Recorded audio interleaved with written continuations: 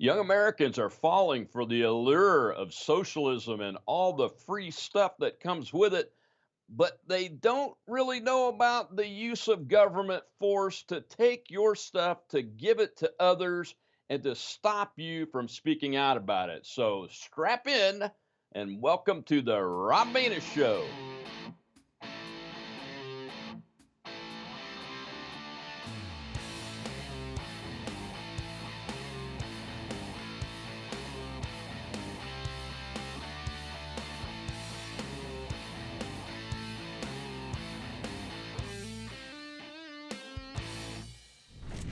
Average Americans like you and me feel as if we're simply bystanders, as we seem to see our culture of liberty and prosperity succumb to the siren song of socialism.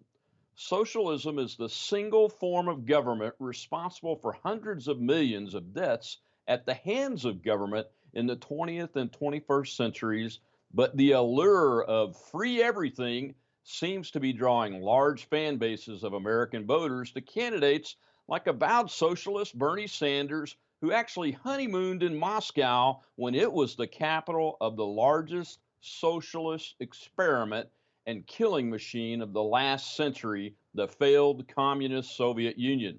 As incredible as it sounds, many young men and women in America today believe supporting the free everything form of government is better for freedom, and even though every piece of real evidence shows the opposite is true.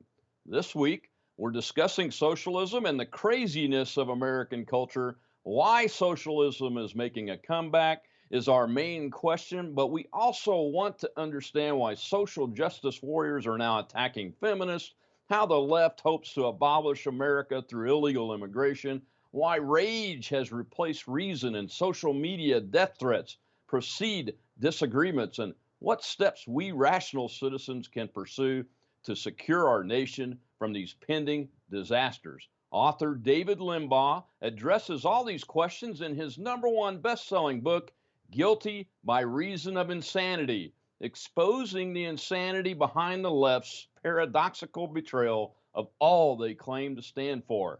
Mr. Limbaugh, welcome to the Rob Maness Show. David Limbaugh, welcome to the Rob Maness Show, sir. And our viewers are average Americans. I'm an average American. You're an average American. Here's the deal. The deal is, why do we feel like we're bystanders and we're watching what appears to be half of American voters fall in love with socialism?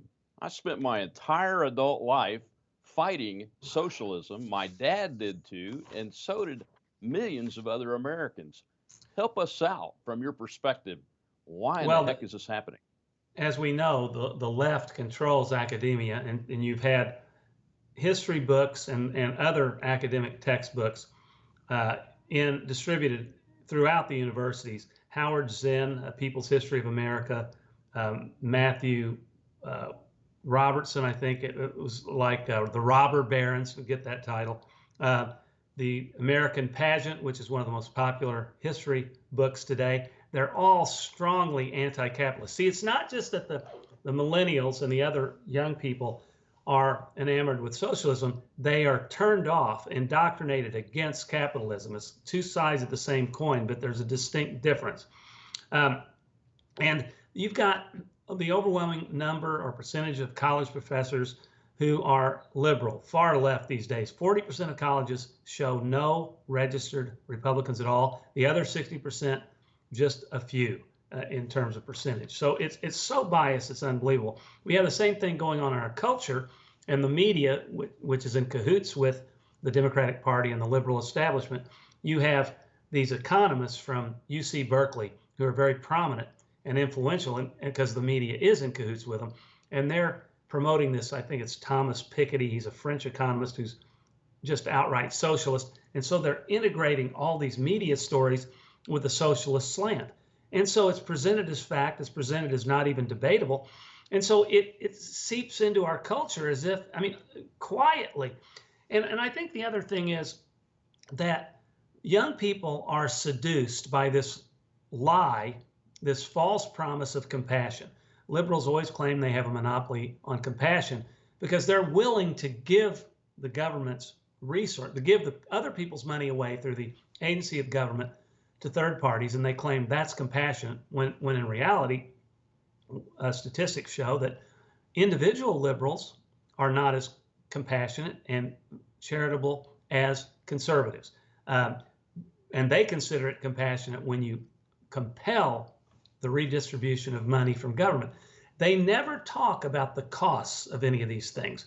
And so this is what explains Elizabeth Warren's surge over Bernie Sanders, for example. One of the things, he's getting older, but one of the problems is that he's actually honest about his socialism. Elizabeth Warren is lying. They're both for Medicare for all, which is just worse, way worse than Obamacare. But Bernie admits that to pay for it, you would have to increase taxes, including on the middle class. He has no problem with it because he doesn't care. He's an outright socialist. Well, Warren denies. She says the savings you would get in premiums and out-of-pocket costs would more than offset the taxes. It's statistically, empirically false. And actually, she doesn't say it. She implies it, and she just ducks the question. So when people don't have the full story, and people they trust tell them that the government can give you free stuff and it's wonderful, they sometimes buy into it. And the left is naive. The youth are naive, and they only know what people tell them, and it permeates the media, and it permeates academia and Hollywood. But it turns out that there are corresponding polls that show that while the young people favor socialism, they don't really know what it means. They can't define it. And so that gives us hope. And that's one reason I wrote this book, Guilty by Reason of Insanity, and the subtitle is very important, Why Democrats Must Not Win, is to help educate young people and others about what capitalism really is, and go into the morality of capitalism versus socialism, as well as the practicality of the respective systems. That's exactly why I wanted to have you on, David, because of your book and the education part of this issue, in that you mentioned capitalism and socialism, but capitalism and socialism are not equal. They're mutually exclusive. Socialism is a government form, and capitalism is not. It's a form of bringing prosperity through freedom and liberty. That's my opinion of the differences between the two. And these young people and old people like Bernie, you mentioned Bernie. Now, Bernie, I'll remind my viewers that he honeymooned in Moscow, the capital of the largest failed socialism experiment in the history of man, that killed more millions of people than anybody else under that government of communism. So that difference, and how do we, one of the things I wanted to ask you specifically is, how do you approach young people to educate them on the difference and what it is we're really talking about? Because a socialist government uses force to, as you mentioned, redistribute wealth from one to another. They also never talk about force, in addition to not talking about the cost of these programs. And I'm interested in how you talk to young people about the differences between the two and get them to understand why liberty and capitalism are the foundation of America and why it's been so successful. Yeah. Well, first place, I want to be clear, because some cynics have come out on Twitter and said, oh, so you think young people are going to read your book? And no, I don't necessarily think that. This book is to help other people who can reach young people in whatever way. I'm not presumptuous to think this book is going to be revolutionary and prevent Armageddon or anything, although it should if people would read it. Just kidding.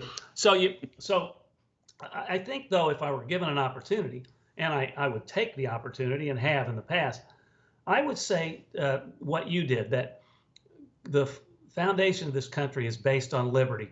Liberty is a virtue. We are created in God's image and as free creatures with free will. And capitalism, the free market, obviously by definition, promotes that free will. Socialism stifles it. Socialism is anti-biblical because it is contrary to human nature. It puts all hopes in mankind and the perfectibility of man. And it also is contrary to the biblical principle of private property, which we find, among other places, in the 8th and 10th commandments, forbidding, are condoning private property and forbidding covetousness. Those two things implicitly validate private property. Socialism, by definition, would negate private property. We need to understand that that economic and political liberty are intertwined, so that to the extent that you have government in control, the central planners in control of the major means of production and business, you will necessarily reduce people's liberty, because they are trying to make decisions that the invisible hand of the market does.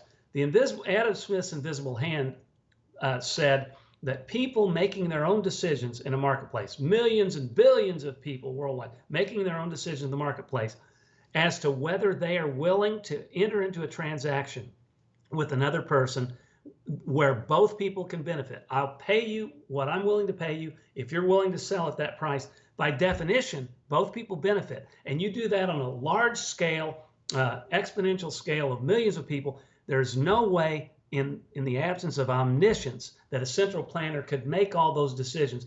They think they're smart. The elitists always think they know how to plan things, but it fails every time precisely because it stifles people's freedom, and it's based on inadequate knowledge, even if they were pro-liberty. But by definition, they can't be, because they're trying to dictate what you do. Exactly. Oh, I'm sorry. Well, I was just going to ask, in addition to that, where that line of reasoning that you were going, no pun intended for this next question is, you mentioned the rage of the mob and the culture to try to destroy reason, and one of the things that I've noticed is this bent to try to stop freedom of speech for those that you oppose ideologically in today's socialist that we see in the media and the Democratic Party. Is that part of that? I mean, and that effect has a detrimental effect on the invisible hand and the success of a prosperous economy under capitalism, does it not? Ultimately, Rob, socialism leads to tyranny. Historically, it has impoverished and enslaved. For the entire history of the world, we had relative poverty until 200 years ago. And by the way, there was wealth inequality throughout that time. And it wasn't until about 200 years ago that capitalism came on the scene, and we've experienced amazing prosperity, even globally in relative terms. Now the socialists want to come and take it away from us again, because they are such do-gooders and virtue signalers that they think they, better than us, can direct and redistribute resources. But socialism doesn't create wealth, it destroys it. And that's what we've seen. It impoverishes and enslaves. And you're right. You mentioned education. We have to get ourselves into the education systems and into the educational institutions, or start our own to change that. We've got to address the culture of this opposition to capitalism in favor of socialism, which is a destruction of wealth. And will lead to the fall of really the success and wealth of the middle class, which puts us back into a world of poverty.